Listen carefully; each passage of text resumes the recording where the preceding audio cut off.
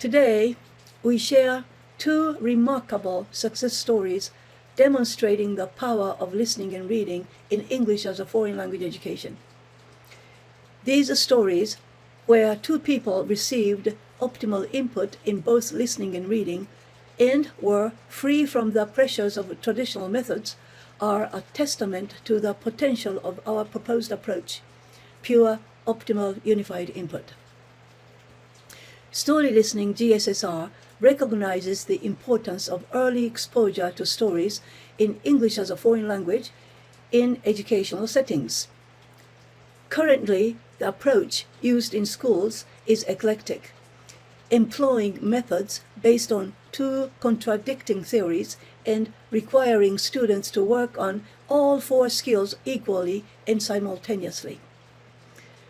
Story listening GSSR is a pure optimal input approach focusing solely on input until students are ready to work on output activities. Optimal input is comprehensible and compelling and includes a sufficient amount of I+1. How is it possible to provide enough I+1 to every student in class? Story listening and GSSR are designed to satisfy these conditions by using, number one, teacher preparation and guidance, number two, written stories, and number three, comprehension aiding supplementation, while eliminating all unnecessary activities from the methods. Today, we share two remarkable success stories demonstrating the power of listening and reading in English as a foreign language education. These stories, free from the pressures of traditional methods, are a testament to the potential of our proposed approach. Ken Smith wrote an article about a Taiwanese teenager, Hermione Lee, who published her book in English at 16. She didn't attend an international school or study overseas. In his letter to the editor, Smith makes a compelling case for a revolution in English education methods in Taiwan. He highlights Hermione's extraordinary success, emphasizing her mastery of the language and her accomplishment of publishing a book in English at 16.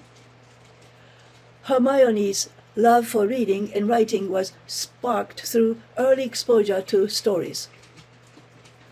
Her parents read stories to her in English when she was small, and she was gradually guided to books she could read and enjoy. Her achievement would not have been possible without her background in listening to and reading books. This underscores the urgency and importance of implementing these changes in our foreign language education system. Several years ago, a remarkable story emerged from Japan. A 12-year-old who had devoured 10,000 books achieved a staggering score of 980 out of 990 on the TOEIC test. This young girl's English acquisition journey is another living testament to the power of input. As a toddler, her mother read books to her in English, sparking her love for stories. This passion gradually led her to read books like the Harry Potter series, and she proudly claims to have read a staggering 10,000 books. She dreams of becoming a translator, focusing on translating English books into Japanese in her distinctive style. This story reminds us of the importance of cultivating receptive skills before working on productive skills. English as a foreign language education often uses grammar-centered textbooks, teaches English rules, including pronunciation, requires students to memorize 2,000 high-frequency words, reinforces learning through drills, and punishes students who fail to remember. Despite implementing this method for many decades, we have not solved the problem yet. Developing receptive skills is a crucial preliminary stage before introducing output activities. These girls were not forced to do output activities, didn't use textbooks to learn, didn't try to memorize words, didn't take tests, and were not evaluated. These two girls were fortunate to have parents actively engaged in their English language acquisition.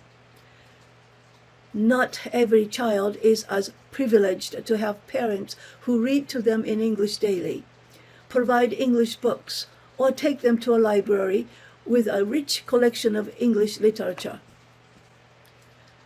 We propose the implementation of the pure, optimal, unified input approach in schools.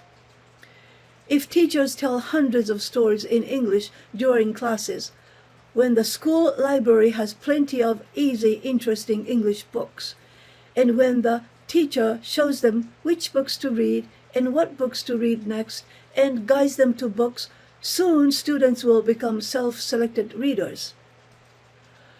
Once students become independent readers, they are empowered to continue improving their English skills on their own. This approach not only makes language acquisition more effective and enjoyable, but also sets students on a path to lifelong learning. Thank you for listening. If you have any questions or need more information, please visit the Story Listening website and my publications at benicomason.net. Let's work together to transform language education and unlock the potential of every student.